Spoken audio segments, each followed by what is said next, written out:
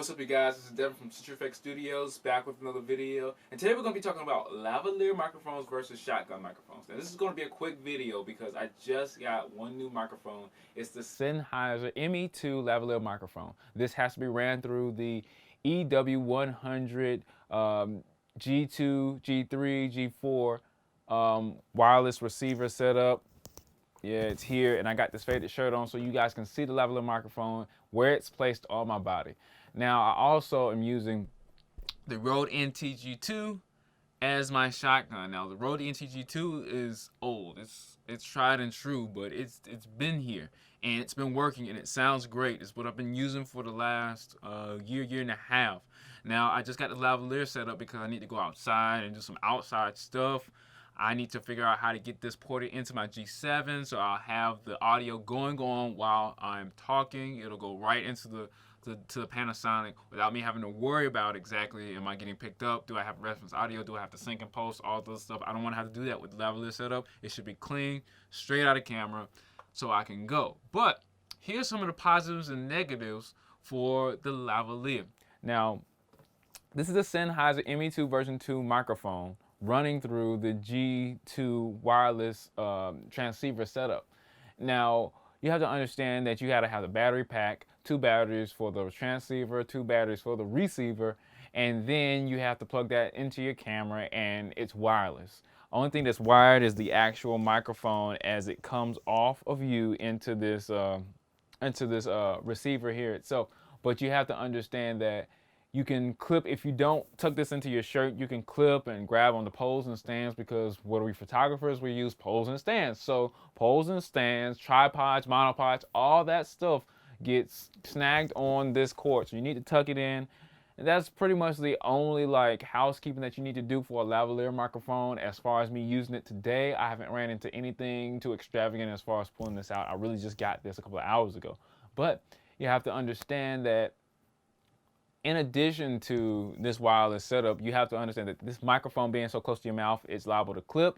You need something to be able to make sure you monitor your audio, because you don't want this microphone to be clipping and you be talking like in the last video that I did. When I tried to do this video, I was clipping a little bit in reference to this, where this shotgun is not that close to me, and shotguns are not designed to be in the shot. So there, you don't have to worry about that with shotgun microphones being close to the subject and clipping, because the volume of your voice gets amplified a lot more since you're closer to the microphone.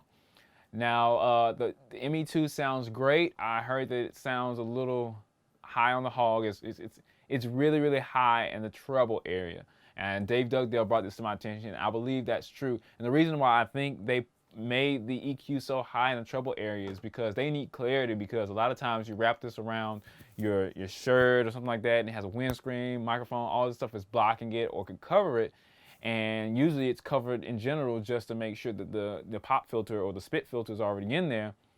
And so it cuts down some of the clarity. So I think they jacked up the EQ a little bit on that microphone just to make it sound a little bit better, because they anticipate a lot of people lacking clarity in their lavaliers. So I thought that was a good idea, but it might be a little bit too strong on the treble end. But as far as using this microphone, getting a nice sound out of it, trust me, the Sennheiser ME2 version 2 has everything that you need, if not too much of what you need. Whereas we have a shotgun microphone. Now, the shotgun microphone, specifically this Rode NTG-2, is a great microphone. It's tried and true. It's been used up against some of the industry standards, like the Sennheiser, the 416. That's an industry standard for cinema and any kind of workhorse that you need. A lot of people use it. It's like $1,000 microphone. And this microphone, the NTG-2, the baby version of that, it's really like, what, $250, maybe $300. It doesn't lose its value, but it doesn't cost as much as that, maybe a quarter of that price. So you have a good shotgun microphone, but you need somewhere to mount it. You got to mount it on a boom pole. You got to have it phantom powered. Now, phantom powered is just you sending power to a microphone that has multiple jobs. Now, you might be saying, what about this microphone makes it have multiple jobs? Now, it has an interference pattern on there. Now, or a polar pattern, excuse me. Now, this polar pattern is called a cardioid or supercardioid pickup pattern. And you might be saying, well, what's a pickup pattern? Well, that just tells you the scope of what it's picking up based off of what end of a microphone you're talking into. Now, if you're talking into the back of the microphone, you're not going to hear yourself that well because it's a cardio pickup pattern, which means it rejects noise off the backgrounds and off the sides. It only picks up sound in the center of that microphone. Now, you can't have this extremely close because it's really big, it's long, and it's going to distract from vision. So you can't have it in the shot, so you got to boom it over somebody. You got to have a boom pole to have it on. You got to have phantom power, which means you got to have a battery pack or a battery inside the shotgun. I believe this one can take a battery, so it doesn't necessarily need phantom power from another source, but it will need to be XLR, cables coming from it, because it's got a big XLR cable coming from it, and it needs to go into a receiver or recorder that can take XLRs. And then that could be your camera, or that could be a Zoom H5 from Zoom, a nice handy recorder, pocket recorder, and that'll be it. It can be somewhat practical, but not remotely as practical as this Sennheiser lavalier microphone. Now, a lot of people say that the shotguns sound better because they can reject off-axis noises, whereas the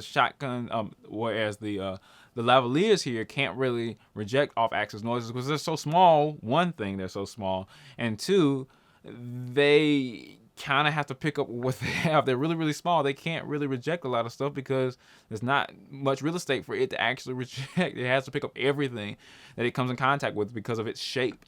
So it can't really reject stuff, whereas the shotgun can. So if you're in an interview environment, you're talking to somebody and there's a whole bunch of people around you talking, have that shotgun ready at the hand and it'll reject all the off-axis noises. You won't hear anything pretty much except your talent, and it's using power to do that, to reject stuff off-axis or that's not in front of it. Whereas the whereas the lavalier can't do it. Sorry, guys. But shotgun, lavalier, whatever. Anyway, so I'm pretty sure you've noticed this by now, but I'm going through the differences between the shotgun and the lavalier. Now, the closer you have a mic to your subject, the better the mic is supposed to sound, if it has good build quality, of course. But at the same time, you have this shotgun here which rejects noise, but it can't be as close to the subject. And there's some shotguns with hypercardio pickup patterns which do it even more. So it's all up to you guys. Which one do you want to buy? Which one works for your lifestyle, your vlogging style, your video style, or are you just doing it for other reasons?